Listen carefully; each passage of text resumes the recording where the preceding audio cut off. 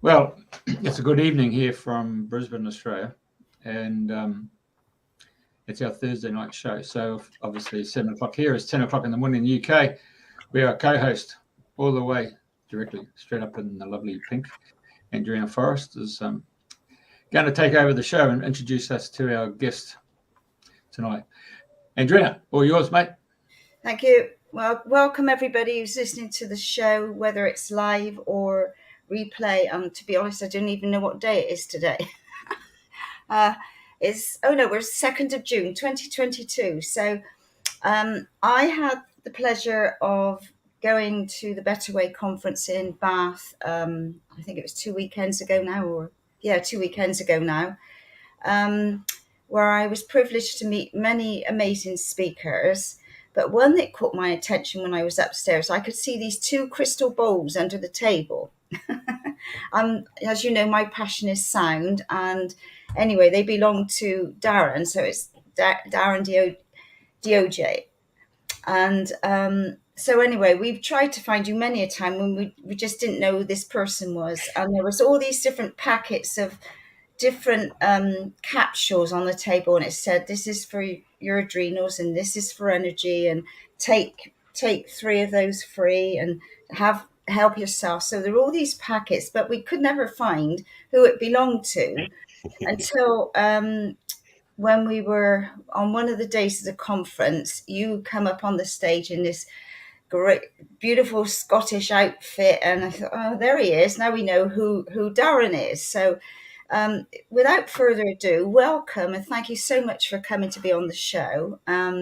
And it was lovely when we did touch base with you to have a chat with you. And we've got you gifted us your book, which is I have here. I've been reading through Sounds for the Soul, Volume 1. So I'm going to ask you: are you halfway through Volume 2? I am in the midst of Volume 2. I mean, that was 12 years ago now, that one. Really? Yeah. Well, and the reason I'm waiting for Volume 2 is that I'm going to be doing some of it with my children. And so I want to have some of the family harmonics in there as part of Volume 2. And there's new sounds and new words in Volume 2 as well. But it's been a while in the coming. I'm waiting for the younger ones to catch up on the harmonics there. But Volume 2 is on its way, that's for sure. Thank you. Well, anyway, we're very privileged to have you on the show. So thank you for agreeing to be our guest. And I'd love you to share how you started in life, how the journey, because obviously you were born in Scotland. Yes. I think that could be the clue. So off you go. Okay. Yeah, it would be a bit rude to be up there in a kilt if I didn't have the heritage. So yes, that is the Macintosh hunting tartan, which is my mother's side of the line, and the hunting variant is because I'm out hunting the ones. I'm out hunting for other living humans, when I'm out there talking. And that was why it's great when people like yourself come up and speak to me afterwards, because there's no substitute for connection, and it doesn't need any preamble. It's just a feeling, isn't it? So yeah, what got me started? Goodness me. So sound was actually the first thing I started sharing, even though I now am known for other things. But I've been out doing and teaching sound probably since about 2005. But I stopped doing it recently because I got more into law and politics and kind of gender work and things like that. But sound was the beginning. I mean, where did it begin for me? I mean, I'll be honest with you, it was in my teens. And I started to have, in my teens, I had the insight about spelling and how we spell all our words because all our words are spells. And it began for me then I remember I've got something from when I was about 12 years old writing about the nth dimension or something like that. But I remembered specifically noticing, first of all, about men. And I noticed that I was a really wounded boy. I had a lot of issues with men, trust issues and issues with masculinity. And I remember saying that here I am, a man, allegedly in a presser class, even though I didn't feel like I've done anything wrong. But there's places I can't go unless I wear certain clothes. And I was looking at it, and I was looking at the clothes that men have to wear to get into fancy establishments. And, I'm talking about suits and shirts and ties and all the rest of it. And I was just zooming in on these strange parts of this garment. And that is, the part around the neck and the part around the wrists. And so what do we call this part around the neck? Why is that called a collar? And why is the part around the wrists called cuffs? And why is it only the men who are collared and cuffed and wear a tie? And what is a collar and cuffs about?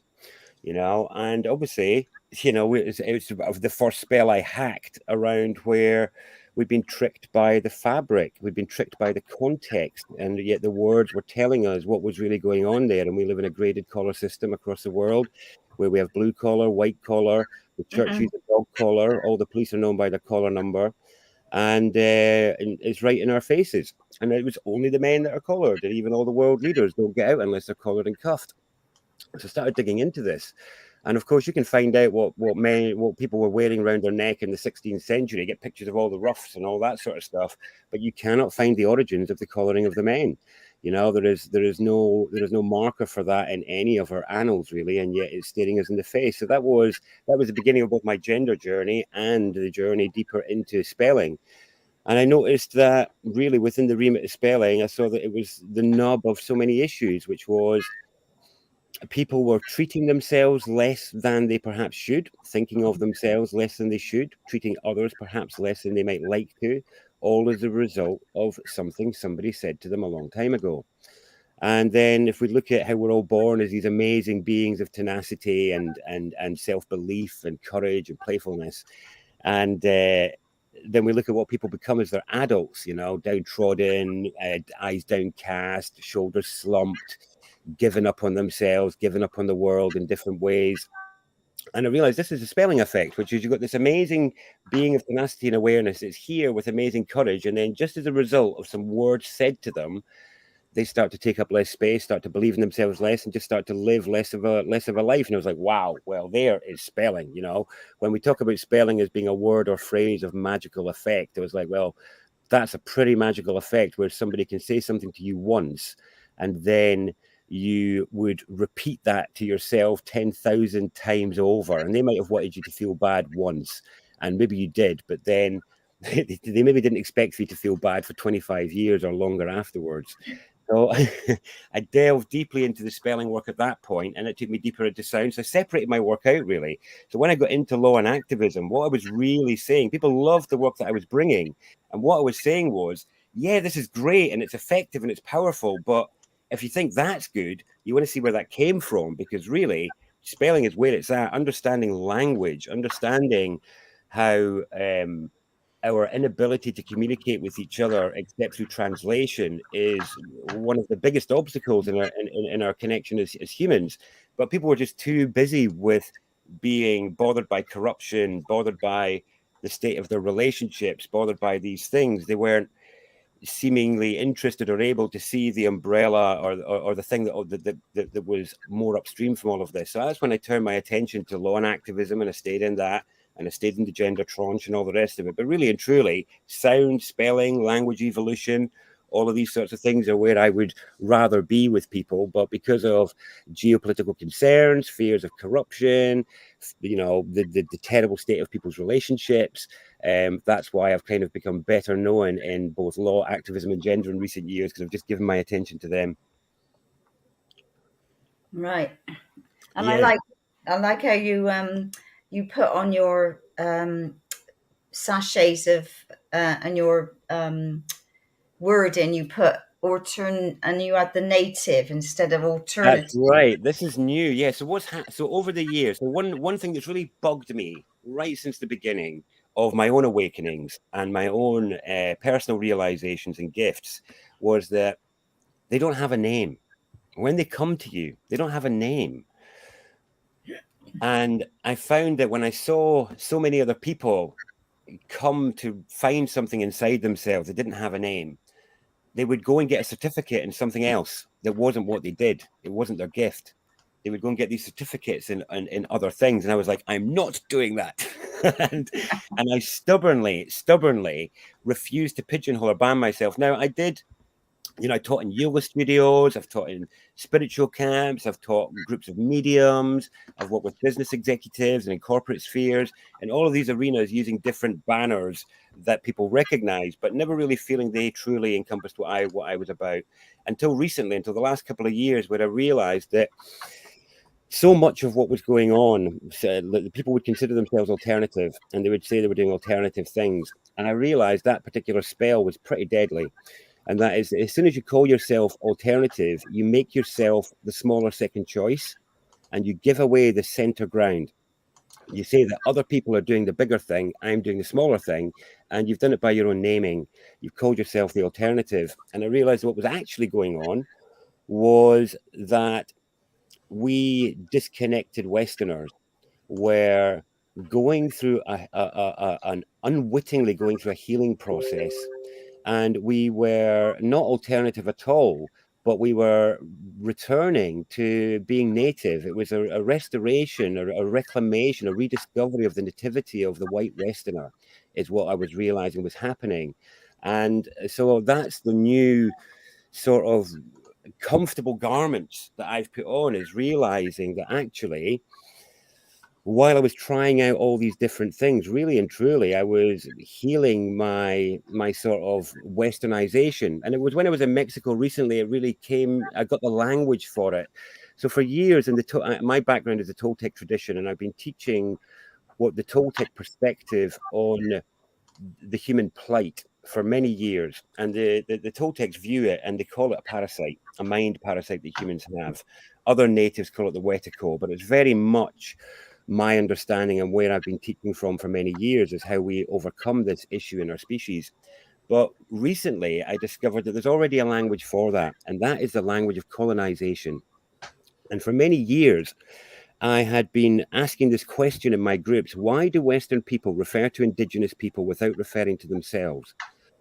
Why do Western white people and Western educated people refer to natives without referring to themselves? Because if you're not native, what are you? If you're not Indigenous, then what are you on this planet? And obviously, the way the Toltecs teach about the parasite is that it has, because it is a visitor to us, it tricks us into thinking we are visitors, and it hijacks our mind, it hijacks our spirituality to believe that we're visitors, so that we check out of our interest in this place. So I've been teaching that for a while, but what I really got when I was in Mexico, which is where these pictures are from, my time with the Cheronese and their elders in council, was this realization that this is what the language of colonization was about. It was actually about the parasite, and it was about realizing its effect on us. Because if we look at how a parasite behaves, what it does is it keeps the host in a low state of well-being while it feeds on the cream. And because it has no understanding of the needs of the host, it accidentally destroys the environment the host is dependent on. And if we look at what happens in colonized lands, we see that this is what happens. And we see that what happens to the humans who live in that way is that they become anxious, depressed, self-loathing. They become mentally unwell. They become distracted and addicted. And yet these are the people who claim the higher truth. These are the people who claim to know what's going on, and they look down their noses at the so-called alternative law. And what I've realized is the so-called alternative law are Westerners naturally decolonizing. They're naturally healing the effect of this disconnection and disembodiment that we've all been born into and living through.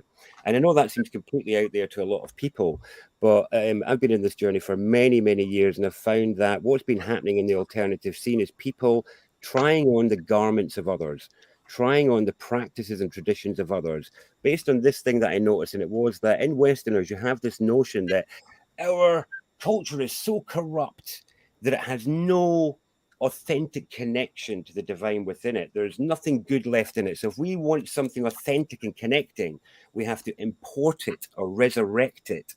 We have to dredge up ancient practices or get them from somebody else, because this has nothing good in it. And what I've discovered in my work and in witnessing others is that that's not true. There's many beautiful diamonds still in our culture that we've just forgotten how to use, spelling being one of them, as how we can use it as a genuine healing tool, a genuine tool to dissolve blocks and judgments and things like that. But back to the story of the sort of the native journey for me, as in realizing that rather than trying on the garments of others and then keeping them as mine. I mean, that was something I noticed with the Cheronese elders. They were so hungry to share cultural differences and share cultural practices, but they definitely did not want us to walk away wearing theirs as if they were ours. They definitely did not want that, you know. But what they were hungry for was for us to heal the disconnections that most natives recognize Westerners have, which is disconnection from spirit, with each other, the earth, and the ancestors being the big one. And what I found in my journey is that the reason Western people refer to Indigenous people without referring to themselves is because our bridge to the ancestors, to our own nativity, were burnt long ago, that we've forgotten. But it doesn't mean that we weren't also colonized, you know. And that's the thing, is that we can trace this back a very long way, but really and truly, we are all on this healing journey of returning home, which isn't to some sky fairy. It's returning home here, bringing the fruits of our spiritual connection and alignment, the fruits of our disembodiment, bringing them back home to here, so that we have a foundation, and you know, on the earth, to share all these insights with each other. And I found that many people with their spiritual garments, what they're really doing is running away from the pain and the trauma and the difficulties of actually being a feeling human being, needing to deal with other imperfect human beings who might accidentally hurt you and not mean it. And, you know, it's much easier to run away from that than to be present and whole within it. But back to the story here. So, when I was working with some of the doctors recently and some of the various gardening things, I was trying to say to them, look, can you see that what you're doing isn't alternative medicine? This is native medicine. Can you see that what you're doing with this gardening and this permaculture, this isn't alternative, this is native gardening. But what you're doing is you're bringing back the fruits of your disconnection. You're bringing back the fruits of your objectivity to do it better. But if we can bring the humility and the humbleness of just being, well, look, we're just humans here trying to make it better, you know, there's no pomposity, there's no superiority, there's no fight, there's no elevation of self or others. And I find that that's something that can infect a lot of the other isms and alternative positions, is there's an elevation of self, a derogation of others. All this sort of stuff comes in, you know. I find in the so-called awakened crowd, they can be as derogatory of the so-called non-awakened as the colonized are of them. And I'm like, well, you're just putting on different garments to do the same thing, you know. And you know, you're just taking the fight to a different, you know, you're as much divide and conquer as the other side is. Whereas by getting rid of the altar and just plugging into the native, it dissolves a lot of that, and we realize, so, you know, it's like, well, what do I mean by native? It's like, well, the first principle that I've noticed in natives is that natives are moved by unseen forces within and around them that are as real as the rocks and the trees. And when I look at all of the alternative scenes, from everything from 5 rhythms dance to meditation and channeling and mediumship to all the rest of it, without question, every single individual I've come across has been moved by unseen forces within or around them. All of them have. Even if it's, you know, I mean, I love the image of the sort of corporate, middle-aged 5 rhythms dude who's coming out of the office and just discovering that, you know, he can kind of move like this and it feels good and all this sort of stuff. And to me, this is this real tender movement into humanity, into being human, into being moved by things that the colonized would view as foolish or worthless or derogatory or shameful, you know, but to really be able to reclaim these without guilt or shame and realize this is us moving into the fullness of being a feeling human. So my main thing at the minute is integrating this native position with the legal work that I've been doing over the years, by saying, because I've been working with people over the issues of really trying to claim human rights in the last decade, which is the right to self-determination, security and liberty of the person. Now, that's never been more relevant than under the times of COVID. And we've seen lots of people pressing for security and liberty of the person, self-determination. I want to choose. And that being seemingly denied under human rights. But here's the interesting thing is, everything that is asked for under human rights and unrealized is offered and realized under Indigenous rights. And what I'm doing in recent years, and what I'm inviting so-called alternative people, if they identify with perhaps realizing that they too are on the native journey, on the journey to full nativity of returning here, then perhaps that could work for them too. Now, the interesting thing here is that by moving under Indigenous rights, we come into alliance with the suffering and the effort of our native ancestral brothers and sisters who have done this work before us.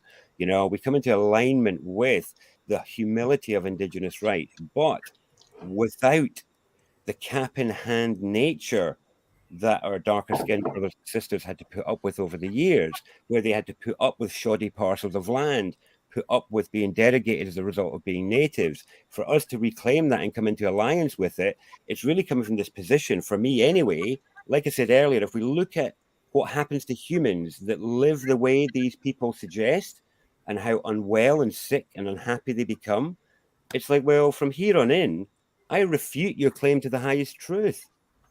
I refute your claim that you actually know. I refute your scorn and your derogation, because to me, you're like a child in grandmother's cave. Because to me, all buildings are ancestor gifts.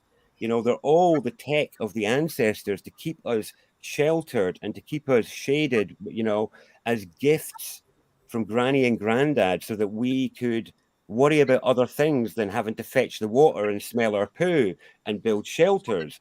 So what I see in these people scorning us and people like us is, you're like a child who's never left grandmother's cave, saying there's no wind, when we natives are outside with our hair blowing in the wind saying, this is amazing and magical and stupendous out here. But why am I, in my own journey, feeling cap in hand, defensive, shameful, like I somehow have to account for the realness of what moves me to you, when, you know, look at what happens to people who live the way you think they should live. They suffer, they die, they kill themselves, they hate themselves.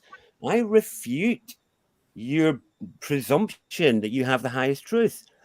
Now, for me, once we integrate that, and I really learned this from one of the Mexican elders that I met recently, and it was beautiful. I couldn't understand a word he said. What was beautiful, I really couldn't. But the gravitas, the substance in his presence of where he was showing where colonization began in the heart and the head, and where he was so aware of where it began. Man, that guy's few minutes of embodied demonstration where I couldn't understand a word taught me more in 5 minutes than I've learned in 10 years on Really? how Wow. to keep this at bay in our minds, in terms of the defensiveness or the need to justify or explain that many of us might feel, so that we can feel credible or authoritative about what moves us. The need for that debate is over for me, because it's like, once you move under Indigenous rights, there's no legal debate, because the position is that when you have a native who is moved by unseen forces within and around them that are as real as the rocks and the trees, any other person who is not aware of those forces and has no sense of them, their projections, their presumptions, their transferences cannot be considered to be a true or complete understanding of what's going on. They cannot be considered to be so. And why do we feel the need to kind of fill in that picture for them? That's where I've been for so many years. Let me fill that picture in for you. Let me justify what moves me. Let me explain and prove that I am credible and that I'm not crazy and that I'm not mad and all that. But why? It's like you're trying to prove that you're not mad to somebody who we've just discovered is mad, you know, because actually they think it's good and healthy to promote that humans live in a way that makes them miserable, kill themselves, hate themselves, turn on each other. So why am I justifying myself to you? When you're ready to come and ask questions that are genuinely of interest, then I'll answer you. But if you're coming from some scornful position of, oh, you prove yourself, then it's like, do you know what? I've got 2 words for you now, and they're not suitable for airing at this time of No, the day. quite. Exactly. But Indigenous rights is what gives us the buffer to do that. As soon as we are under this camp of a pretense at seeking colonial recognition, or it's seeking authority through the colonial mindset, then we're doomed to getting lost in their spelling patterns. And that's what I've seen over the years. There's so many people creating their alternative systems, their alternative countries, their alternative communities. I've been involved in lots of them. And every one of them has crafted their documents to be credible to the other side. And it's like exactly what you were saying before we kicked off here, Jeff. It's like we are not going to be speaking about the way in which they speak about things. This is taking this a step further and saying, I don't have to justify what I do, because until, you know, there is some level of demonstration that there's a human parity here, that there's a mutual respect, there's a mutual curiosity, then what's the point? We're basically offering up ammunition to just be chucked at us, which is exactly what we've seen happen. And I'm just not in that game anymore. I'm just not interested in playing it anymore. And this is a fairly new thing for me. And so you mentioned the sound earlier. I mean, I'm known in different camps for. One camp I'm known for the unusual way I teach sound, another one it's for language, another one it's for law and politics, another it's for gender. And in the past, I'd kept them all separate. And in another one, it's for my supplements, my herbal blends that really do bring change for people and get them out of long-term ruts, get them off addicted substances, get them off mood and mental health meds. I'd kept them all separate over the last 10 years because I was seeking authority and credibility, you know, ashamed of what moved me, ashamed of being fully honest of what was really stirring me. And it's only in the last year and a bit that I've finally got this understanding of the thing that brings them all together. And that is this really humble thing of, do you know what? Maybe I'm just a native medicine man from these lands. And I've got medicine for the body that will help your body feel better if it's suffering. I've got medicine for your emotions and your gender that is really unusual and proven to work. Medicine for the mind through the language and the spelling work that I do. And the spirit is helped through that by having a smoother vessel to express through. So this is the kind of new position I'm finding myself in, but I'm finding it almost painful.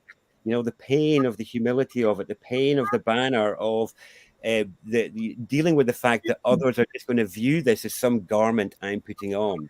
And for me to own and know that it's not that, and I don't have to justify or defend or any of that, but it's the one thing I've come across that finally says all of these things can be offered at once, and I don't have to fragment them. I don't have to hide this part and that part, but only under an Indigenous position, only under a native position. And that's kept me quiet for a while, as I have not really known how to speak of it. It really doesn't have a shape yet. So you saw one of the first outings when I mentioned it at the World Council for Health talk a couple of weeks ago. And here we are in one of the ongoing early conversations about it, just as I explore this notion with other people who maybe haven't come across it before. And that is that maybe all of this so-called alternative, all of this so-called awakening is actually just about us going through a natural healing process. And I just want to tie this in with something Jeff said earlier as well about us not looking at things the way the other world, the old world looked at it, the powers that were or the powers that are fading. And I want to share something on that note that relates to this, if that's all right, if we have the time for it. And it relates to... I just want to stop there because sure. It's a new branch, so go on. I just want to bridge the gap there because when you're talking there, I could really see, you know, they always say that the world is a stage. Yeah. So if I was God and I turned up on this planet as the director of the show, I said, Darren, mate, here's your script. Once you get on the stage and play this role, well, that's what you got to do.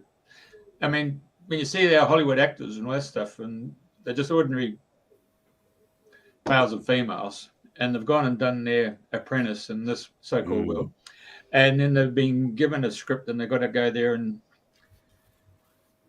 show themselves, and then some director and producer says, oh, we'll put you on the show, and so they've got to get into character and play that role. That role might go for 3 months, it might go for 20 years, depending if it's Phantom of the Opera. Question is, you've got a lifetime of being Darren Deojee, and as a result, when are you going to open up the script and start playing your game? Do you know what, Jeff, man, you nailed it.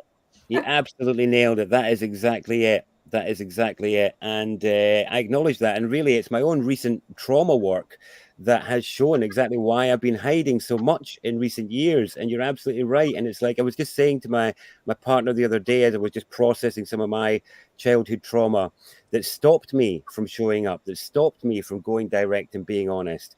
And I was saying, you know, she was saying, well, maybe it's all right. Maybe it's okay for you to continue just doing invites. And I said, well, if it was okay, it wouldn't be making me miserable for over a decade. And not only that, it's like, here I am knowing that I have tried and tested amazing testimonials for the gender work, the spelling work, the word work, the kind of the powders, all the rest of it. And here I am, knowing I have keys that can genuinely help alleviate suffering and help bring relief to people and help maybe box off some dead ends born of experience. How can I have that and keep it to myself? How is it fair to not offer this? You know, and just because of my traumas and shames and guilt of being attacked in the past as a child, then you know, how can I let that stop me? You know, and obviously the solution isn't there yet, because that's the way trauma work works. Is I'm only just becoming aware. Darren, but here we are. Okay, I'm God. I'll give you the script. Okay, here's your show. So Thanks, you get Dad. in there, and now if you're replicated by being on the show, on the stage, and you've got the little earpiece in the ear there, and you've got the director saying, Darren, move 2 places to the right, open your mouth, and the words will flow. You know, so that's intuition. That's your inner voice coming to you. That's what I do now. So you That's see the it. symbolism where I'm saying, time for you to step up, do what you're doing. Boom, boom. Yeah. Thank you, Jeff. You're one of many who's been saying that to me. And I really need to hear it. You know, I really, really need to hear that and take that in, because of the journey of being honest about my own frozenness in the past. I mean, people can go out there and you can find hundreds of videos of me that other people have filmed, but you'll only find a few that I filmed. You'll find loads of other people that have put my content out, but you won't find me putting it out there. And it's just to do with those old wounds. And that is hopefully going to be changing as I go through this part of my healing and integration journey, really. But I thank you and appreciate that for Jeff, because you're right.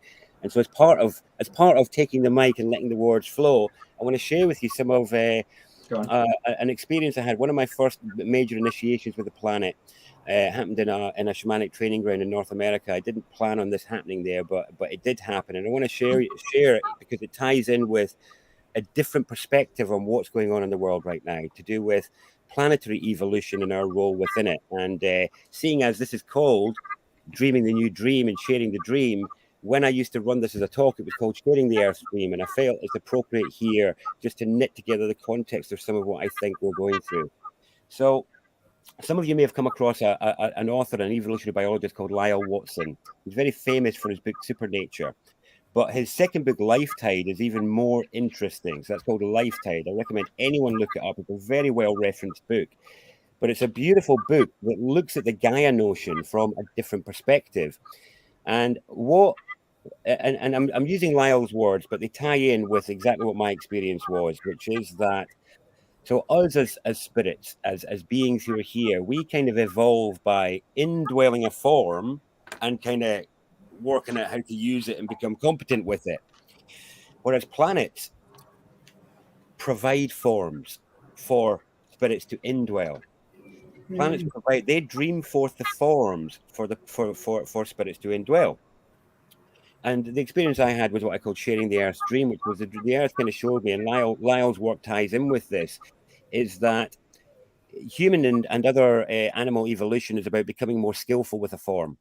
Whereas planetary evolution is about dreaming forth more complex forms out of its own planetary stuff. And what he was saying is that he's saying that tons of space dust and other materials come to the planet every day from all over the cosmos. And he's saying he studied these things that come from places thousands of times more organic than Earth. And they each contain within them codes and blueprints. And he was saying that when a planet has, so if we take in something that's not nice, then we can be sick or poo it out. Planets can't do that.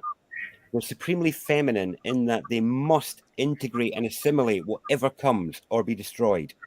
And he was saying that this is where we used to have the notion of bad omens from comets and meteors, is that the pestilence or the plagues that would follow were the biosphere's response to this new material that had come in from space that the planet couldn't get rid of.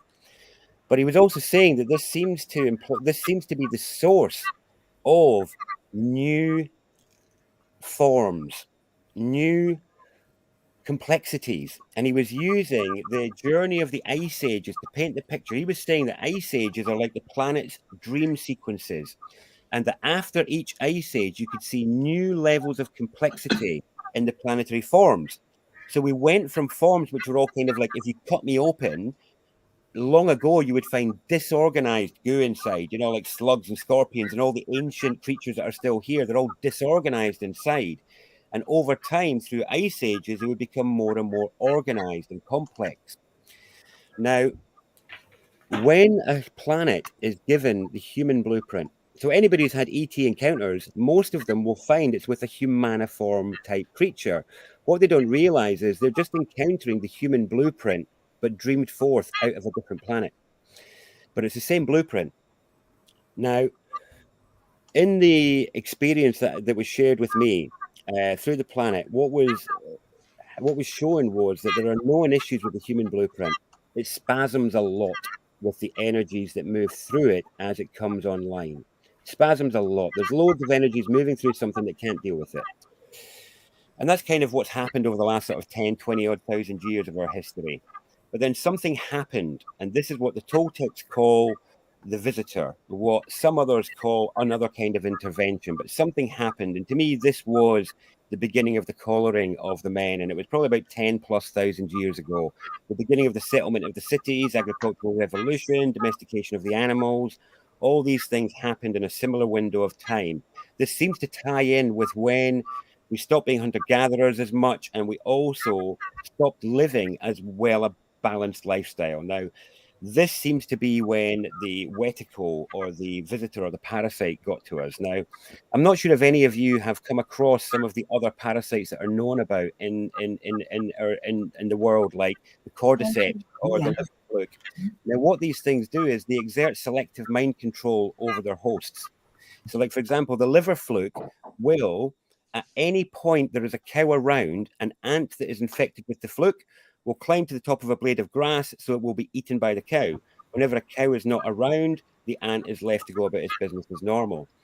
This is basically the way all parasites behave, and that is they trick the host into thinking it's it, and then the host thinks that its hungers and its behaviors are its. And that's what we've been living through in so many recent years, is people believing that these people with these insidious, horrendous, insatiable hunger are simply bad people. The native view on it is that they are infected. You know, the native perspective is that they are infected with something dangerous because they can't see that they're infected. Now, what we are living in right now is, so the whole awakening process, the wokeness, all the rest of it, as far as I'm concerned, is the natural healing and integration of this parasite by natural people, native humans. And what we're seeing is camps of humans, some which represent humans which are integrating and overcoming the parasite to restore their nativity and to become healthy earthlings again, and some which are succumbing to the parasite, succumbing to its hungers, succumbing to its visitor override. And what we'll see is, and we see this COVID has laid it bare, where there are two real camps here, and I call them I was calling them the natural human, but the native human and the techno-human. And what you find is the techno-human distrusts and is fearful of nature, wants to be sheltered from it as much as possible. They view the earth as dirty, and if they get the earth on them, they want to brush it off. Ooh, I'm dirty. I've got soil on me. Earthlings, natural creatures, don't view the earth as dirty. They don't try and avoid it. They don't try and spend all their time. In fact, it's the opposite. They want to try and spend as much time in their habitat as possible. What we also see with the techno-humans is that, so what if we look at the COVID situation, it's really fascinating because what we've got is we've got the native humans who want to accept natural selection, and they would rather accept the risks of natural selection than take the risks of the shot. And yet on the other camp, you've got the people who are scared of natural selection, but are willing to take the risks of the shot. And that is basically they're willing to surrender to technological selection, but they're not willing to surrender to natural selection. And this is a huge split, because this is about who is your authority? Who do you surrender to? Who do you trust to see you through? You know, and what we find in natives is natives trust the unseen forces and are willing to take the gambles of life. The techno-humans are afraid of that. They're seeking to, perpetuate life. They view nature is being less than, so they're quite happy to plug bits of technology in. In fact, they want it. You know, you've got a lot of techno-humans now. They want to replace their biotech arm with a robo arm because they think it's cooler. When it's like, well, you don't even know what this is capable of yet. You haven't even really unfurled this, and you want to plug this in. And you know, I hear a lot of people talking about AI, and to me, AI is not the computers. It's this, where what we have is, so if we look at computers, and again, COVID laid this bare. So if we look at computers, they are a tool. It's a diagnostic tool. It's a processing tool. So what you do is you're meant to put data in and then take the data out and add it to your human senses to make a decision. What we're seeing with the techno-humans is they're abandoning their senses, abandoning them completely, and only accepting what the computer tells them, only accepting as authority what comes from the screen. So that you can say to them, look, there's no piles of dead bodies. The undertakers are not busy. They have not got any queues. There are no backlogs in deaths and burials, all the rest of it. There's no excess deaths, all this sort of stuff. And these people, their senses are telling them that, but they're like, no, no, no, no, no. I only accept what comes out of the computer. This is AI. It's an AI human. It looks intelligent, but it's taking its intelligence from an artificial source. It terrifies me, absolutely terrifies me that this is you know, and that these are the people who claim to have the highest truth. So I've meandered quite a bit in this share there, but to wrap it all up, what I'm seeing happening here is, as part of the Earth Stream, we are the humans who are naturally healing and overcoming an infection that came here a long time ago. It's organic and natural. And we as the Westerners can ally with the woke movement and ally with the indigenous peoples by realizing that actually what we're doing is not creating new sky platform that's further away from all of them, but we're actually returning to stand with them. You know, we're as native, white, and mixed race Westerners who have healed this thing. And the COVID thing is revealing who those people are. Doesn't matter what the color of their skin is or what land they stand on, their choices in relation to COVID are revealing who their authority is and where they get their values from. And that is showing, I think, the people that we probably want to stand with and not with. Okay. But I'm going to leave it. That was my little caffeine 15-minute run through the Airstream there. But just a bit of a different perspective for some people there. God, I thought you were talking about Stargate there with the parasites being the Gould. I tell you what, mate, it's not far off. They are a multidimensional infection. There's a multidimensional infection. And the thing here is the church did not invent evil. And the church did not invent the creator. And as we throw our relationships with both evil and the creator, as we distance ourselves from the church, we throw the baby out with the bathwater and we leave ourselves very, very vulnerable to forces that natives have a lot of awareness of. And we need to be very careful about what we throw out with the church. Yeah, the church had loads bad, but they didn't invent evil and they didn't invent the creator. I mean, Andrena's got a good friend called Shakti, and she ended up with a tapeworm or something, wasn't it? Oh yeah, parasite. Yeah, yeah. It was 6 foot. Honestly, it was 6 foot long, wasn't it? Yeah, this is a great fractal to realize. So most people who have hungers don't realize most of those hungers are not theirs. It's not yours. So when you crave sugar and you think, oh, I fancy some sugar, that's not you. That is bacteria in your gut that favor sugar. If you cut sugar out of your diet, those bacteria will scream for a while and then they'll die off and you will no longer crave sugar because it is not your hunger. Certain other hungers are the same. And where do most people feel hungers and emptiness, hollowness, something to fill? It's all here, all in the gut, all in the biome, all in the first brain. Now, people don't realize that that is actually a brain there. The parasympathetic brain has been recognized. There are brain cells there. And when people think, they think it's this they're using. It's not. For most people, the thinking that they think is thought is coming from their gut. It's based on their hungers, their desires, their need, and their urge to fill their emptiness, which they feel here.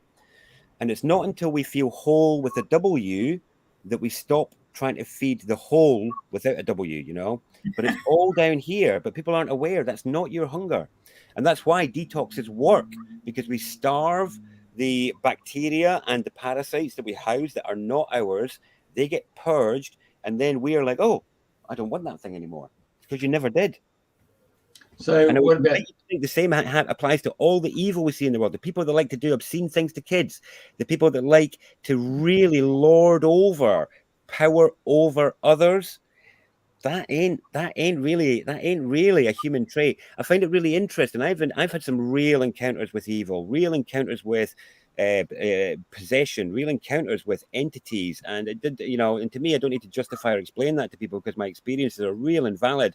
And we have a saying that is ancient that shows we understand this, and the saying is, "What's got into you? What's got into you?" Yeah. Now, that's because we know in our ancestry that when we wander out in the woods at night as a solo human, that if you do not know yourself, then when a thought or a hunger pops up in your mind or in your belly and you're not aware of yourself, then you might just follow it. Oh, I want this, yeah. And then people aren't aware that they're vulnerable to the whispers. Do that, do this. They're just not aware. They become prey to the dark. And I find it also very interesting, since my encounters with possession and whatnot in others, I've noticed that in the past, you know, if you look at some of the things that people have done in recent times, say like in Wales recently, there was a couple that out of nowhere randomly dismembered a teenage girl. You know, completely dismembered her. They planned it. You know, there's a lot of this kind of mad random act of real evil taking place in the world. And it's like, as a human, no matter how angry or curious you are, once you've started to saw off another human's limb and you're covered in the blood and it's all gushing and it's really all the glamour is out of it and you're dealing with a body in your hands and you're pulling the bits off it, what motivates you to continue? What is it that motivates you to continue? Now, we again have this in our ancestry. Now, what did people used to do hundreds of years ago when somebody would engage in a crime of great horror and obscenity that would cause natural, healthy people to recoil in disbelief and like, how, why? They would send them to a monastery. They would send them to a monastery because they would know this is beyond what we are used to dealing with. We don't know. And before there were churches, they would send them to the medicine people.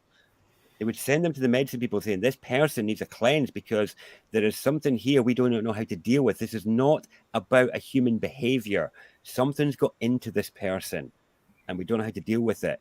And really, as we threw the baby out with the bathwater over evil, I mean, M. Scott Peck wrote a great book on this called People of the Lie, where he spoke about how, as we distance ourselves from the church, we threw the baby out with the bathwater over bad and evil, not realizing that bad and evil are not the same thing at all. So that, you know, we view people who do incredibly insidious and dark things as just being bad. And it's like, well, when we look into that more, it's like something else is going on here. And until we come to terms with that and start to learn to deal with it, then we are allowing evil to walk side by side with us, tolerating it as if it was just some poorly behaved human, when that is not the case at all here. This is something way more insidious. I didn't expect this conversation to go there, but okay, back to you guys. No, we just go with the flow. It really is flowing this morning, guys. But yes, okay. Oh, well, keep flowing. We've got the parasite. We've got everything coming out here. Oh, God, I had some questions. I've forgotten where they've gone now. And we haven't spoken about gender at all. This is amazing. Oh, no, let's stay away from it. Let's keep in this flow. Yeah. No. Amazing. I mean, yeah, and it resonates so much. And I love, it's like, you know, we are natives and we need to get back to the roots of everything. So I see somebody's Andrew's asking about a detox, and I know for myself, I'm always hungry. Yes. And so I've been thinking about doing a detox. The number one thing to deal with, because insatiability is something. So I've been mapping this for years, tracking it in myself and my own bad habits and watching it in others. I do believe that low-grade parasites have been weaponized and have been added to foods, and they create insatiability. If you do not eat the cheapest food, then you should be able to stay on top of it. But cheapest chocolates, cheapest other things will create insatiability. The number one thing I found that gets rid of it like that is something I consider to be a holy powder, and it is called diatomaceous earth. All right, yeah. Diatomaceous earth will get rid of insatiability in seconds. And it's a broad spectrum that's used in every industry in the world to kill parasites. Every industry in the world. But what I first got onto it years ago with my daughter, who was she was grumpy around food for whatever reason. She was only 2.5 at the time.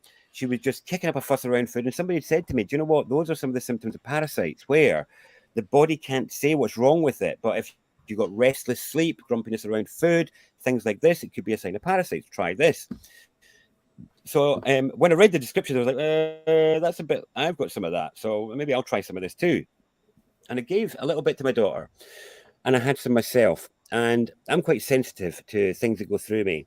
And I noticed a resonant effect from this substance that was like a bell going off in my head in seconds. And I was like, wait a minute, this hasn't got to my stomach yet. How can it be having an effect? How can I notice an effect from this? And I realized it was a resonant effect, and it was the same in my daughter. And sure enough, 2 hours later, she was back to her normal self again. So for insatiability, I highly recommend diatomaceous earth. Just for a few days, it's all you need. It's quite a cheap powder. It's a fossilized, single-celled algae. And when you look at it under the microscope, it looks like stained glass. It's an amazing substance, yes. And there's a few places, and it's literally used in every industry in the world for killing parasites. But they say it's not safe for humans to take internally, and yet we feed it to chickens, cows, pigs. We use it to keep the chicken cages clean. You can use it on plants. You can use it on animals. You can use it to keep ants at bay. It's used to filter swimming pools. It's used in every industry, but they say humans shouldn't take it. And I tell you what, it's an amazing substance, and it's very cheap and affordable. So I recommend anybody dealing with insatiability, diatomaceous earth is the #1 thing for that. And you know what? Go on. You still got some, Jeff? Of course you do. If you're a chicken farmer, you'll have some. Now, there's different grades. Hang on. My mate Tina owns this company, diatomaceous earth online.com. Not only that, I import all the containers for her. So you've been right next to it the whole time, Jeff. I consider that a holy powder. I don't say that lightly. I use it in all of my magical work, and when I'm out working in nature, I prize it as highly as really good quality salt and other crystal substances. DE is right up there for me. So yeah, I recommend that for all natives. Add it to your repertoire. It really is a powerful thing. And in terms of other things, anybody who is struggling with mood, motivation, energy, hormone balancings, all the rest of it, I highly recommend that you look at the essential amino acids or the indispensable amino acids. Most people target vitamins and minerals and stuff like that. Well, I'll tell you what, our dry body weight, we're only 2.5% vitamin and mineral. We're 75% amino acid. And everybody thinks that if you cover protein, you've got it covered. That is the biggest nutritional bait and switch that has led to depression and misery that I've ever heard. And actually, the term essential or indispensable is the medical name for a subset of amino acids that most people know nothing about. And yet they are the very ones that your body cannot make at all unless you get them from diet. And if you don't get them, you will be deficient. And the thing about them is we think protein is, it's muscle and energy.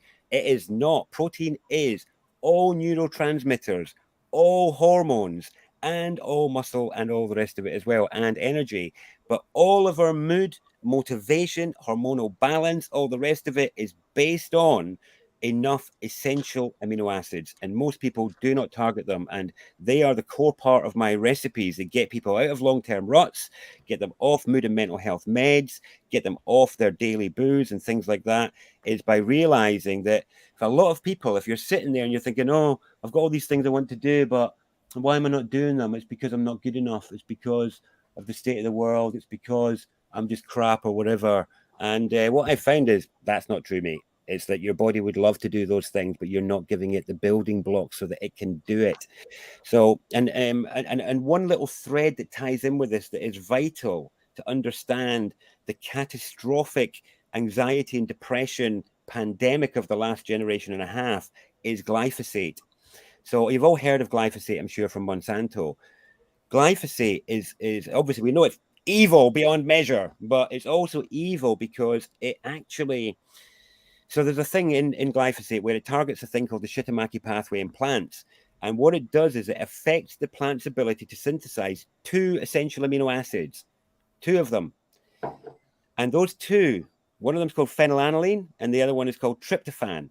And both of those govern mood. You get dopamine, which is the drive to get up and do things, from phenylalanine. You get the feel good of a job well done, which is a hormone called serotonin. It's biologically impossible to feel good about yourself without serotonin, and it's biologically impossible to have enough serotonin without enough tryptophan in your diet. Biologically impossible. You cannot feel good enough about yourself, no matter what spiritual work you do, no matter how much you meditate. If you've got not got enough tryptophan in your diet, it's biologically impossible to feel good about yourself. And you'll likely have disturbed sleep. You'll likely have anxiety nerves as well. Now, the thing is, glyphosate interferes with. Now, people said it first, but humans don't have the Shitamaki pathway, so it doesn't matter for them. But it's turned out that in recent years, 15% of our gut bacteria does have this pathway. And so it's quite possible that the rise in celiac disease and all this sort of stuff is possibly directly related to glyphosate's impact in the gut long term. But specifically around mood, motivation, anxiety, depression, it's very likely, by all the research that I've done, that the glyphosate role on this pathway has affected our ability to get tryptophan and phenylalanine from the plants that would naturally give it to us. And the 2 things that would be impacted by that would be your drive and your motivation and your ability to feel good about yourself. So if in the last 45 years you've come across this issue, not feeling good enough about yourself and not having much drive and motivation, please look at the essential amino acids. So I do a blend that is based on, so a lot of blends are out there, but they're based on athletes and bodybuilders and how they would balance the amino acids. Whereas the blend that I've done is based on what the human body actually uses. And you can get that at brightpresence.co.uk. That's my little fragmented brand that covers it, Bright Presence. Oh, maybe I shouldn't mention that. But No, slow down. What was it called? No, that's my Scottish speed.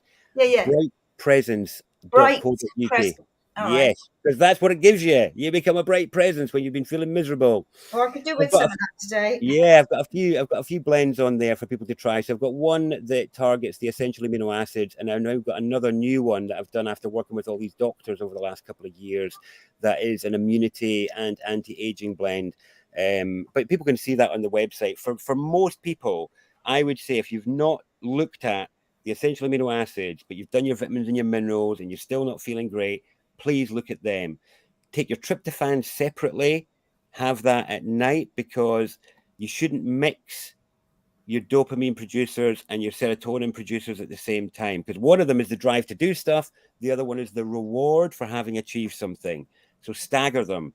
Take your blend of essential amino acids in the morning on an empty stomach, have your tryptophan late at night, and anybody who has sleep disturbance, poor sleep, or if you wake up feeling tired, 1 dose of tryptophan could sort that out for you. And I'm not even joking, it's amazing.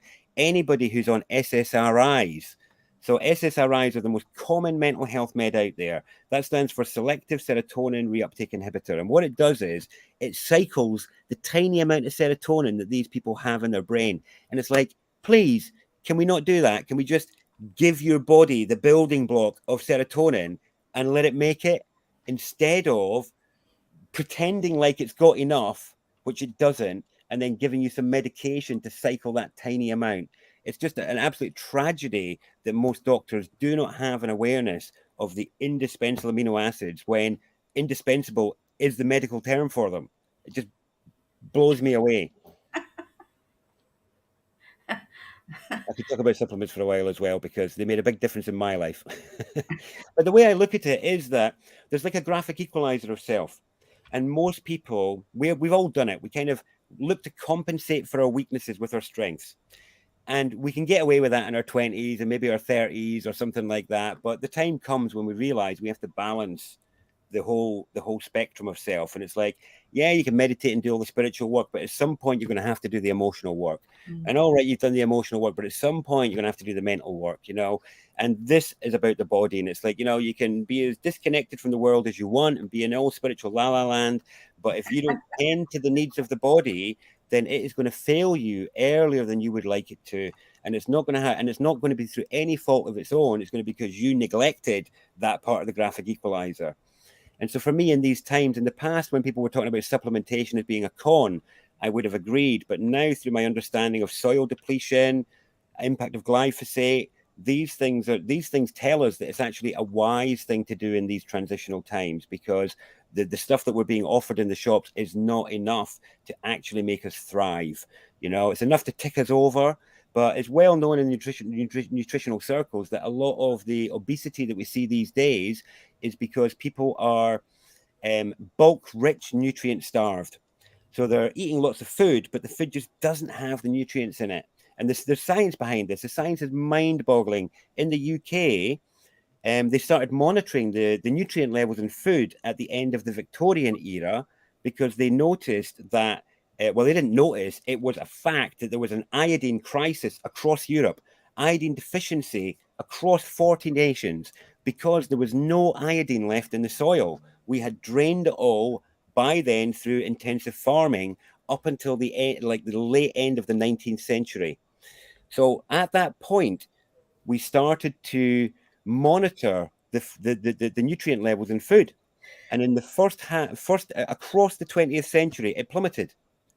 So that by the time we got to 1992, we had to eat 8 oranges to get the amount of vitamin A that our grandparents got from one. God. I mean, and that was in 1992, and this is hard science. It's like, this is proven. And yet people think, oh, I'm eating healthy, I'm eating all the rest of it, why do I still feel crap? And it's like, well, because it's just not got the building blocks in it. It's why it doesn't taste as good as it used to. So, you know, the key with nutrition really is to look for nutrient dense sources, people that have already regenerated the soil before they start taking from it again. And if you're not getting from that source, which is the ideal, to maybe look at supplementing as a wise choice. Brilliant. Where on your website's your products? Brightpresence.co.uk. They're all my products. They're all my blends. Yeah. Put it in the private chat so I can grab it. I will. What'd you call it? Bright Presence. In here. Yeah, there we go. Brightpresence.co.uk.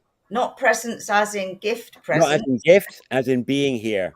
It is a gift if you give it to somebody. Exactly. We have bright presence as well. Yes. Yeah. And I have to say, like, since I've been back in the UK, which is what, 2.5 years now, the food compared to what I was eating in Australia, oh my God, I've really struggled with food here, and there's no, the quality, and you know, like you'd pick up tomatoes, you know, in sunny places, and the smell here, they got no smell. You open them up, they're blooming hard. And I used to love mangoes, and mangoes in Australia, the juice just runs down them. Here, I bought one, and they're like green bullets. That's right. Oh, and I think we don't have anything sun ripened here other than things that come from here. And the thing is, the vast amount of nutrients actually get developed in the very end of the fruiting stage. And it's right at the very end that it gets all those nutrients. So when we harvest when they're unripe and do this fake ripening over time, they just don't have the nutrient density they're supposed to have.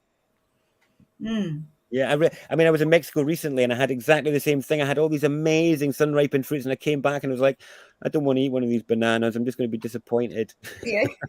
Same with the mangoes. I agree with you. Mangoes. I mean, a sun-ripened mango is just something, but But then the thing we have to do here is, that shows you the website's out of date there. Yeah, April, I need to update that one.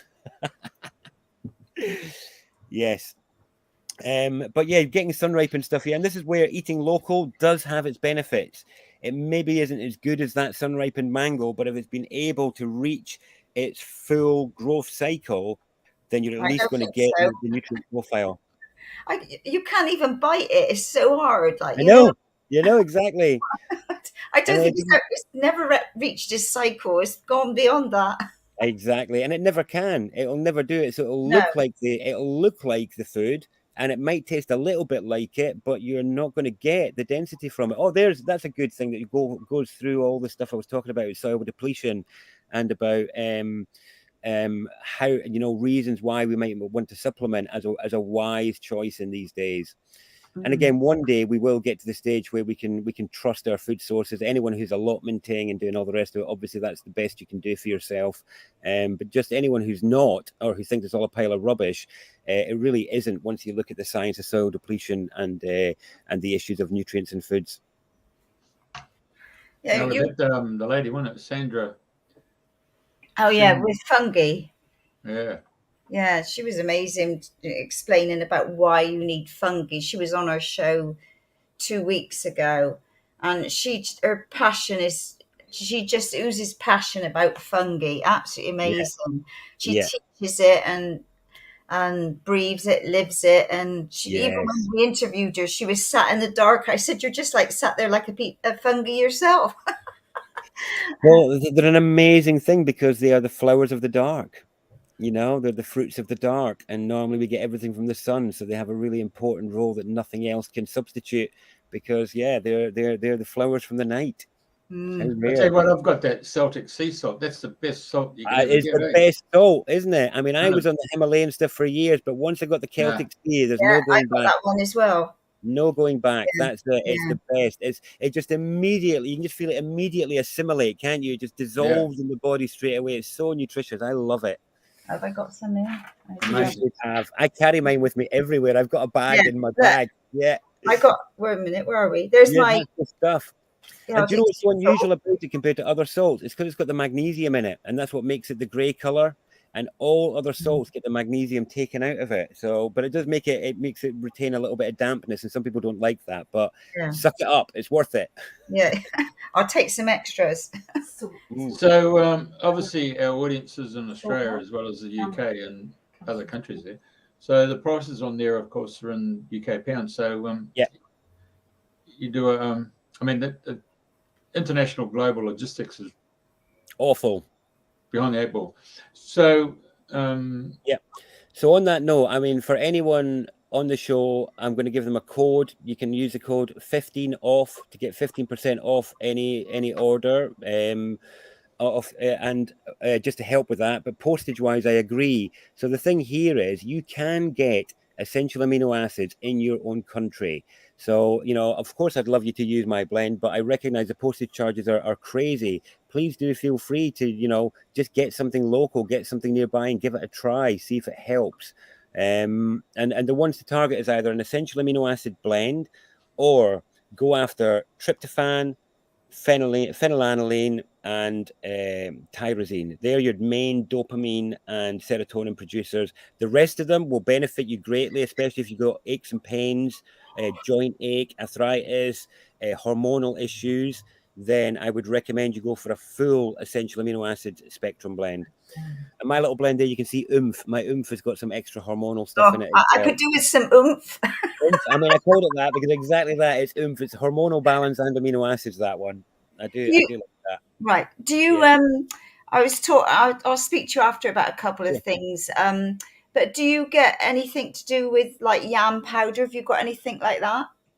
No, because so many other people cover those bases. I try and just stay focused on things that others don't do or draw attention to. So I've got, my three main areas. So amino acids is one of my main areas. So I have an essential amino acid blend. I then have the hormonal blend that goes with that, but it's still an amino acid base. I have the immune blend, which is really, I mean, the results I've had from that, from people with long-standing problems, they literally disappear overnight.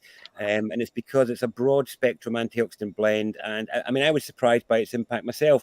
Sometimes I've just had to accept the fact that I can't claim credit for where it's intuition just says, here, put that in there. All right, I'll put that in there. And then this person gets better overnight.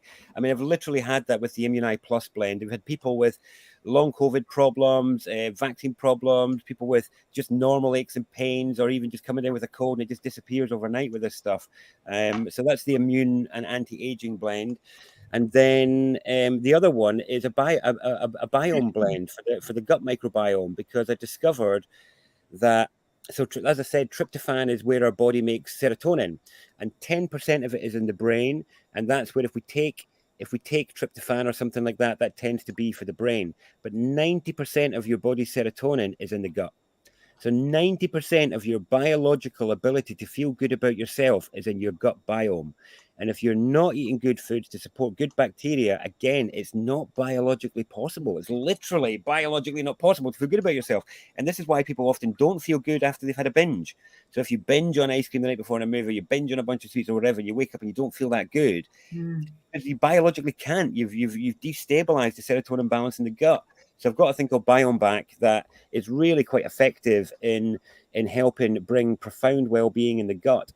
And I've found that anyone struggling with food choices or food cravings, getting Biome Back or another good quality pro-postbiotic blend will really help you deal with your cravings, as in, so you don't have to do a lot of the legwork.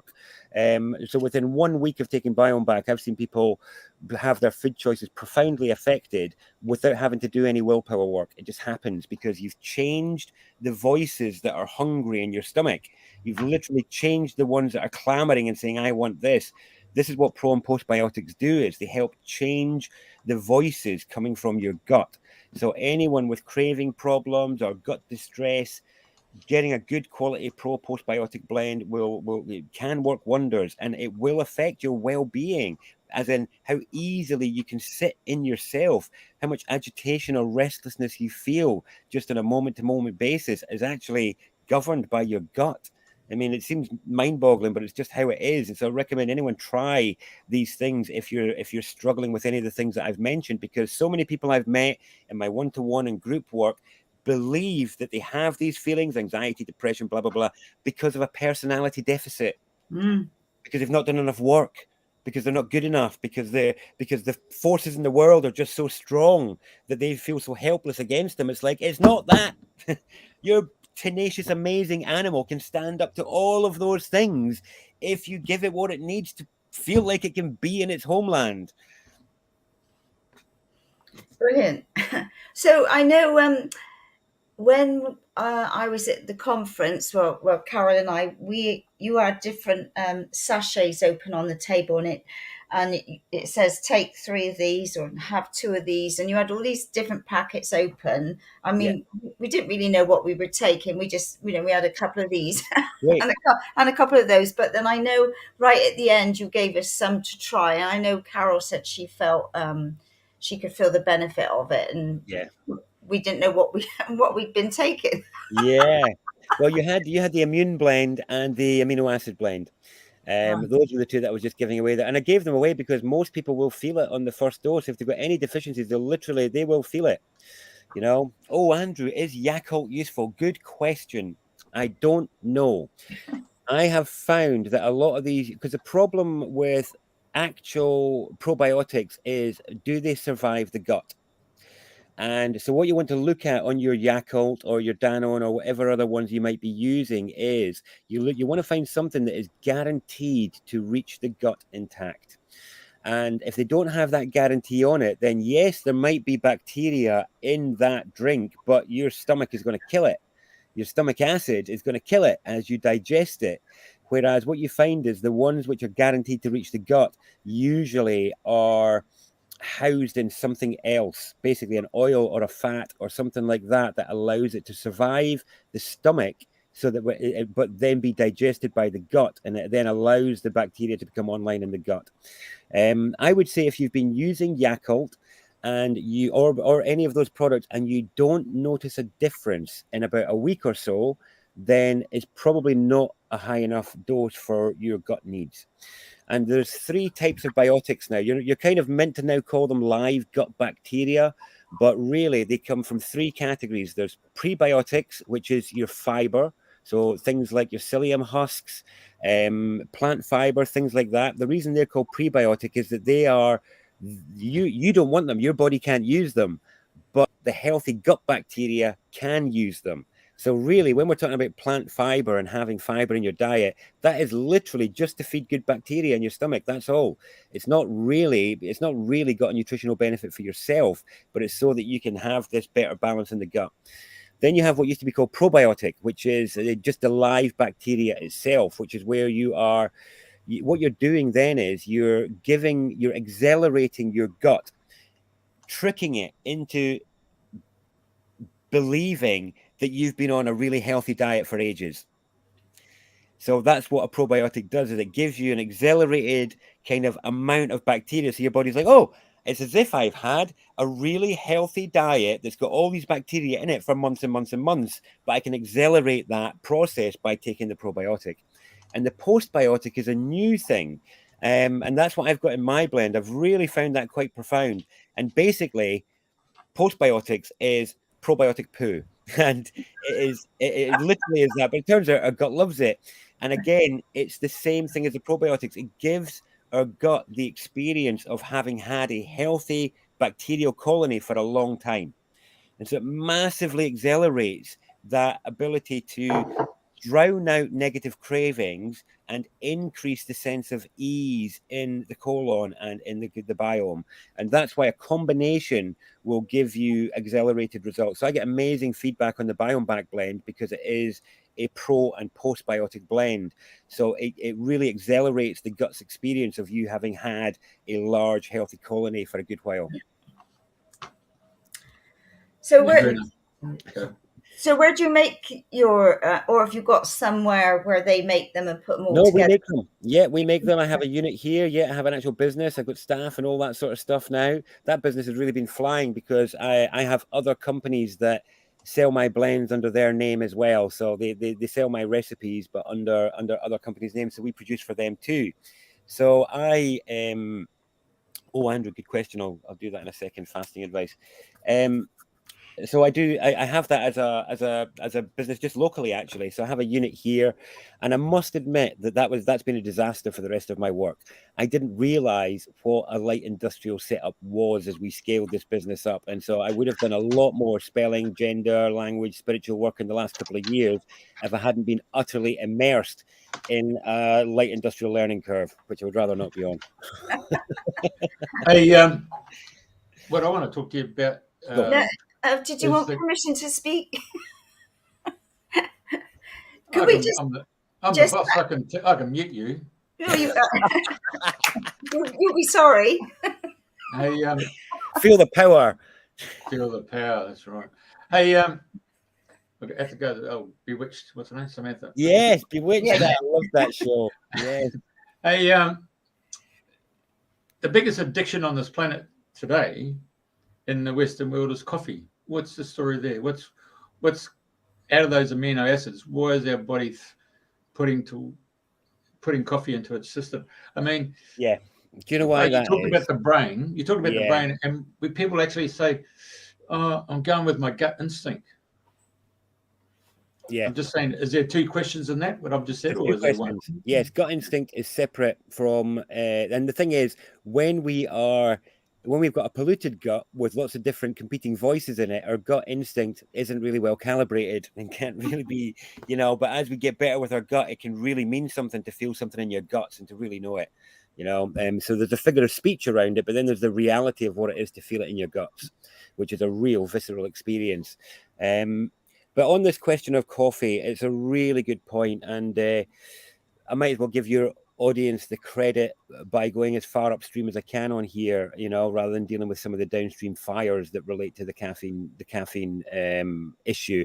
And it's not just caffeine, it's other stimulants as well, really. We're an overstimulated population. And it goes right back to infancy for most of us. And what most people are not aware of is I do a lot of perception work as well. So we can open up other modes of perception, kind of like walking between perceptual worlds, really. And through this work, it helps people realize that our culture is such that from infancy, people spend most of their time in fight or flight. And they're in a fight or flight animal response most of the time because they've never really been welcomed into the world with great ease in a place where their feelings, and I'm talking about from real infancy, so we're talking about the wild feelings of the child, the wild unskillfulness of the toddler. When that is not welcomed, what it starts to do is create disembodiment, and it starts to create agitation and restlessness around where is it safe to feel? Where is there And this is where trauma origins is, that we freeze up and lock up and say, I'll process that later, and we never get back to it later. And we get compounded frozenness as a result of a whole bunch of feelings that never, ever get to move. So we never return to true ease. And we maintain a state of distraction, agitation, activity, which is really to block the organic process that happens when we sit still, which is the stuff that's stored in the body wants to come up to be released. It's a natural process that how we really feel is going to come up. And so what people do is they maintain their distractions and their habits to not be present with how they really feel as avoidance strategies. And caffeine is the thing that governs that. It allows them to maintain a more active sense of fight or flight and a more seeming alertness, seeming greater skill in the fight or flight arena. So it makes them feel more competent and capable. And yeah, now I'm on it because I've had my coffee. And it's because the whole of that colonized culture is based on fight or flight. And we see it in so many of the ways people interact. So one of the things I've discovered in the men's work that I do, so I do men's retreats and rites of passage that have been called better than the Mankind Project. So the Mankind Project is #1 in the world right now, and we've been told our process is better than theirs by a million miles. Yeah, there's plenty of reviews and stuff on there, and there's other ones on the YouTube channel. And what I've discovered through that work is that when we talk about the human rising above the animal, as in, because we are animal, we have animal origin, as in, this form is an animal, regardless of what you want to think about the spirit being and all the rest of it. This is an animal. And even the human component of it is 99% animal and plant. That's why we're like 60% the same as a cucumber and 90% the same as a frog. In a way, I really do believe there's only one DNA strand on the planet. And that's why we have this relationship with all of these different things. And what I've found in people, and people should watch this in their interactions, and I've seen it happen in every interaction between parent and child, between partner and partner, between business and colleague, boss and colleague, everywhere. And it's actually an animal thing. And if we're not aware of it, it keeps us in fight or flight. And that is that when people are being tested, and whether lightly or not, so the animal will bubble up in one of two ways, and that is rising panic. So whenever anybody has the sense of feeling on their back in one way or another, there is rising panic that they will seek to suppress or give into. And the other one is urge to dominate. Urge to dominate. When somebody's on top, the animal will seek to dominate, whereas the human knows when to stop. And what we'll see is you'll see it in people's interactions, you'll see it in conversations, you'll see it in podcasts, you'll see it all over the place. People rising defensively from rising panic or moving for the urge to dominate. And both of these are like animal reactions, and coffee feeds into both of them. Coffee feeds both of them. So people who want to have that sense of I'm in charge, I'm on top of this. Coffee helps support that, when otherwise, if they were left with their true resource, as in what they really felt, how they really felt in themselves, their true level of power, their true level of self-confidence and all the rest of it, they wouldn't do all the things that they're doing, because they get this fake boost to the urge to dominate or the urge of power. But coffee keeps them in the animal realm. Does it? Okay. Andrena, you got to... Thank you, Jeffrey.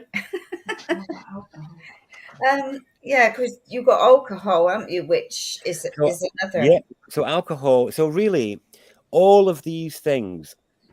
So this takes us into gender, actually. So really, so I teach from Toltec gender, which views gender as electromagnetism in the human form, where and it governs all relationships in the cosmos. So this is why we have the language of attraction, repulsion, the spark, capacity, resistance, all in relationship.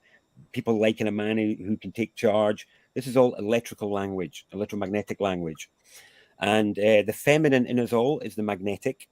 It's the welcoming. It's the inclusive principle. It's the acceptance principle. We all have it in us. And women, this is why you have to deal with attraction or repulsion as your primary thing that you have to deal with around guys, either feeling repulsive and not liking that, or having to deal with guys being attracted to you and them not knowing when to stop. This is the magnetic. And then you have the electrical, which is all about charge.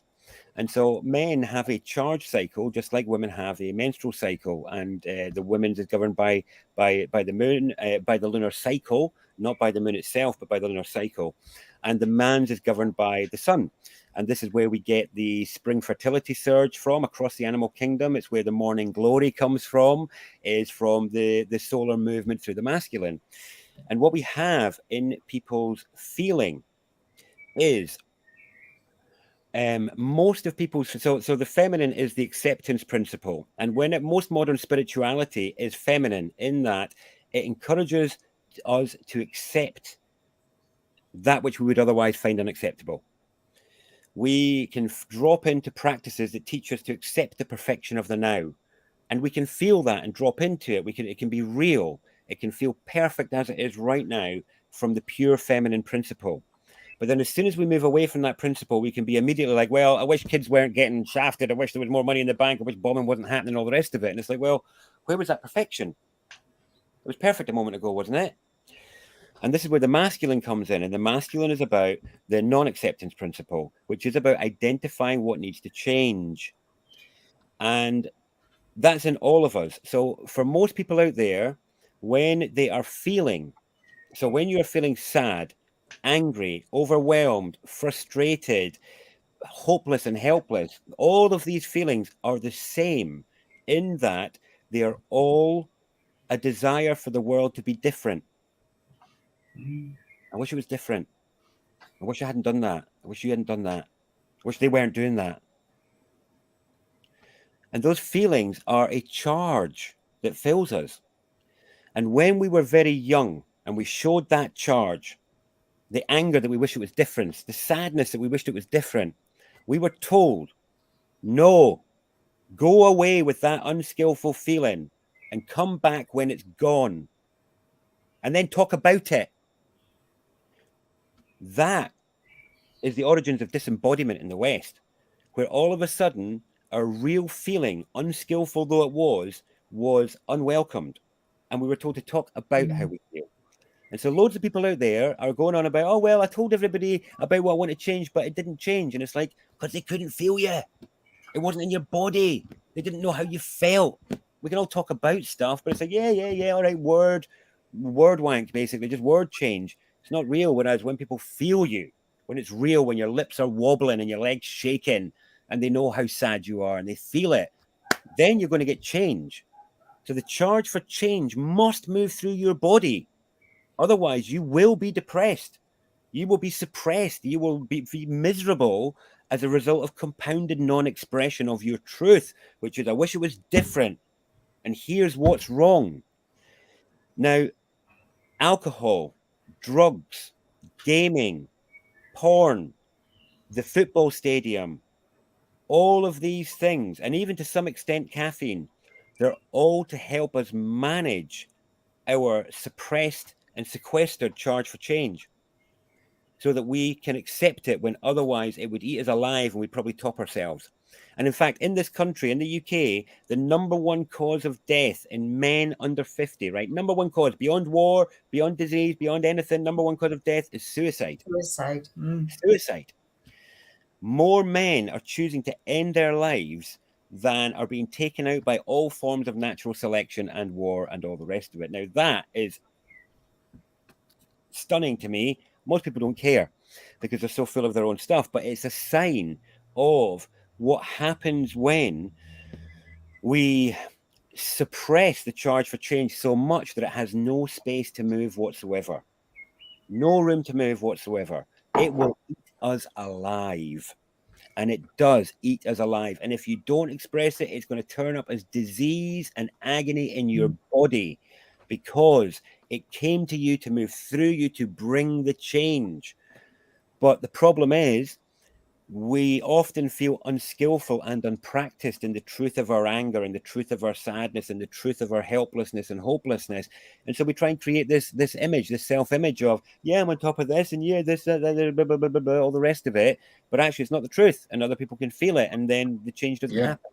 And what we're seeing more now is more authenticity, more people being real. That's what I liked about the Better Way conference was people were up there with their lips shaking, their legs twitching. And it's like, yes, there's a human being.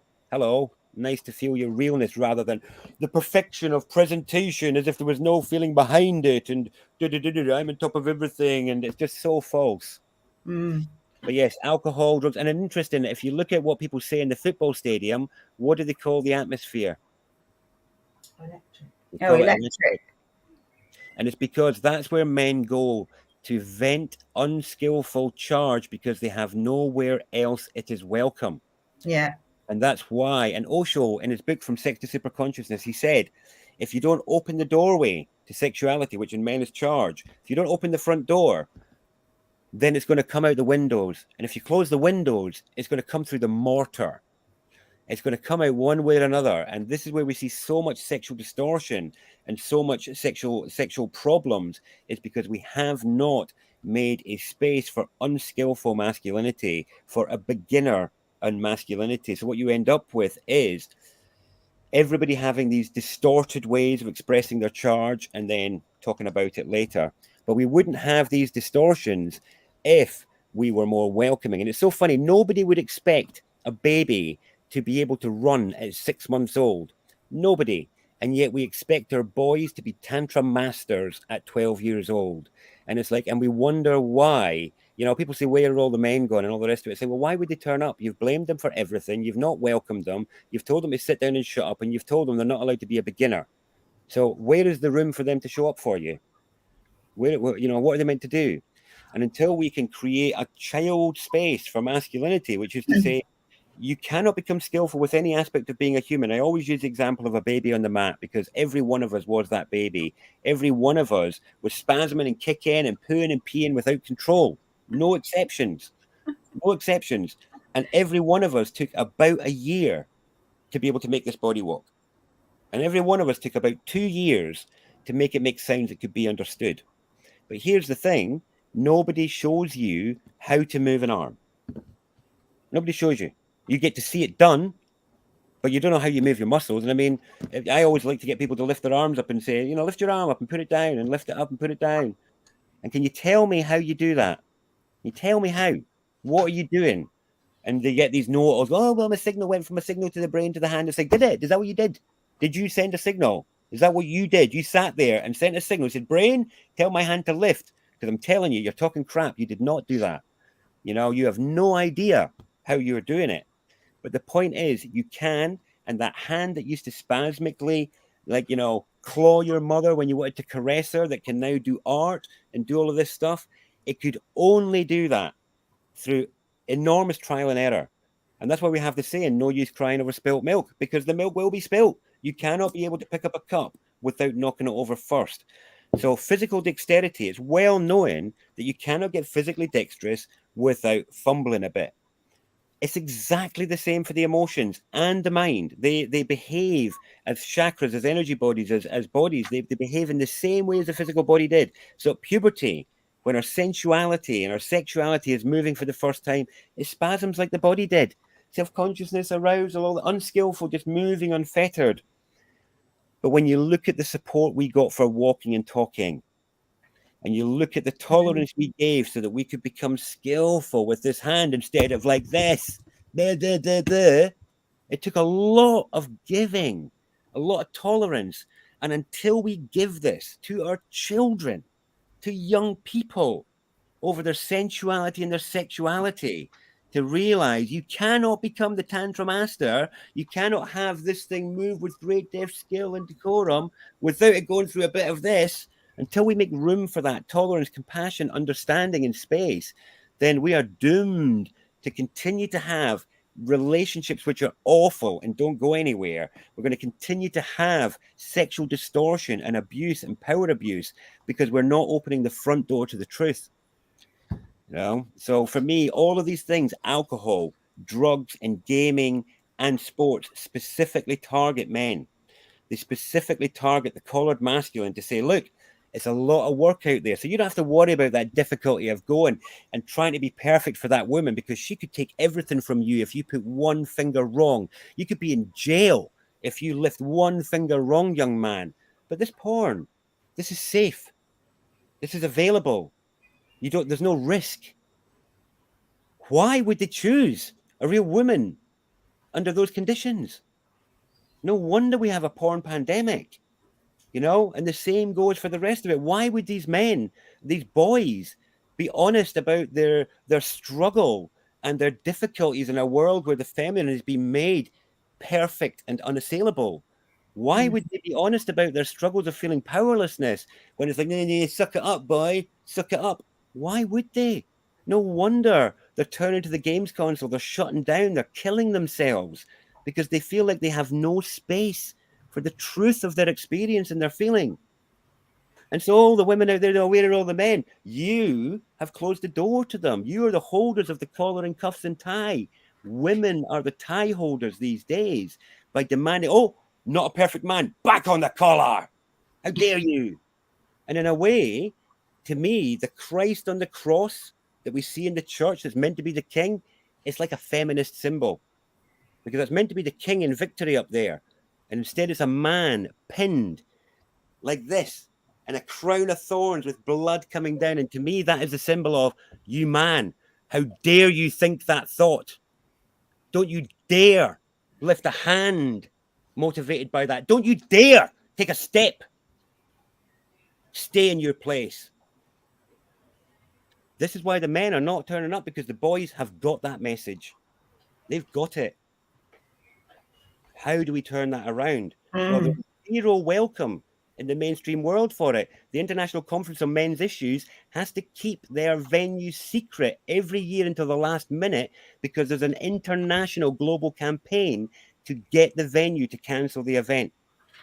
And they're talking about male suicide, male homelessness, unfairness in the judicial system, male addiction, depression, all these things. Men are not allowed to discuss these things in a public arena. They are told to go to feminist spaces to discuss them, quite literally. So I take my men away. We go to the woods. We go to the edge of the colonized area so that we can create spaces of welcome for each other, honesty for each other, a place where it's okay to be imperfect, a place where it's okay to process your experience in a way that allows you to put that burden of unexpressed charge down and then be able to move forward with greater lightness and a greater trust and connection with other men.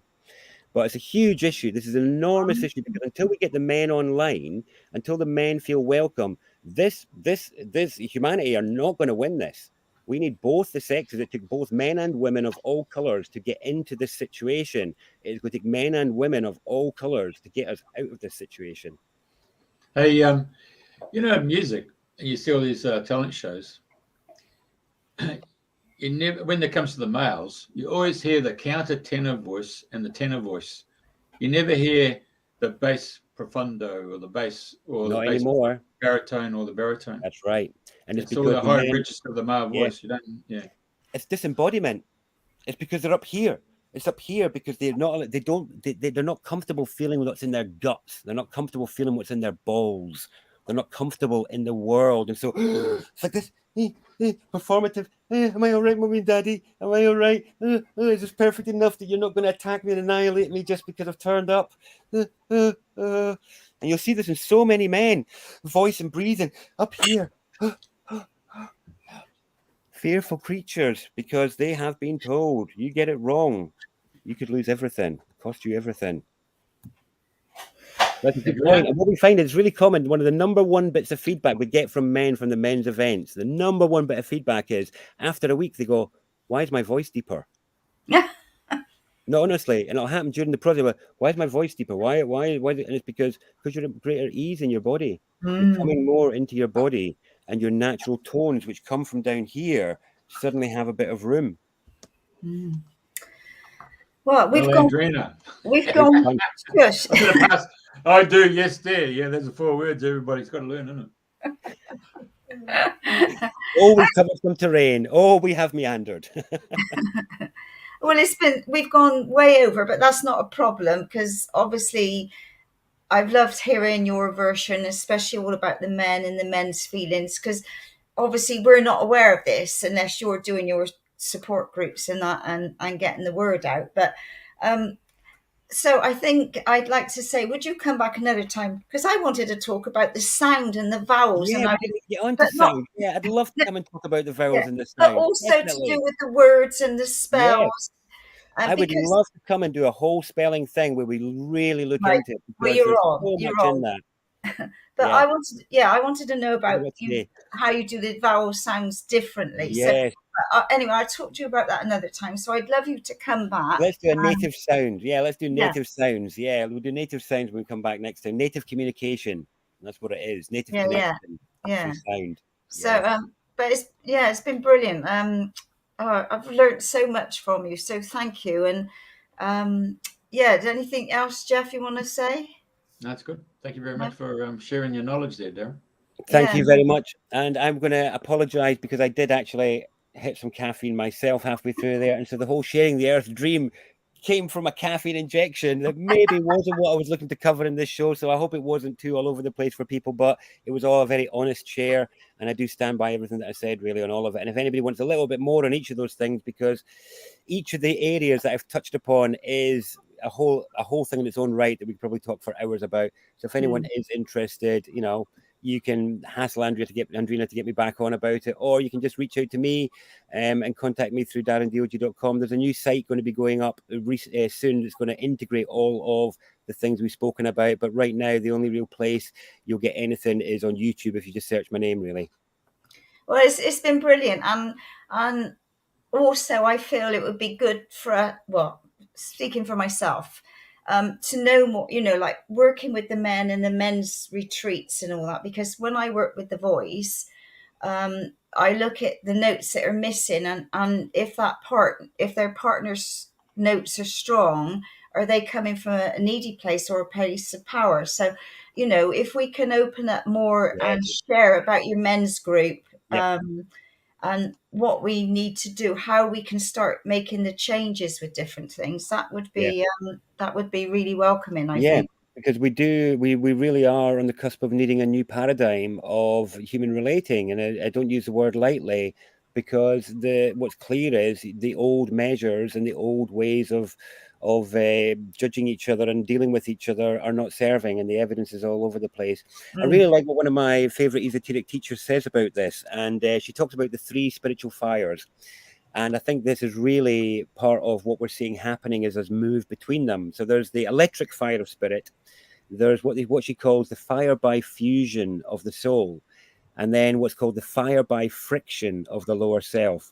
And in a way, we're moving from this sort of like fire by friction, where we resolve our differences through conflict and through whatever else. And that's where we've come from.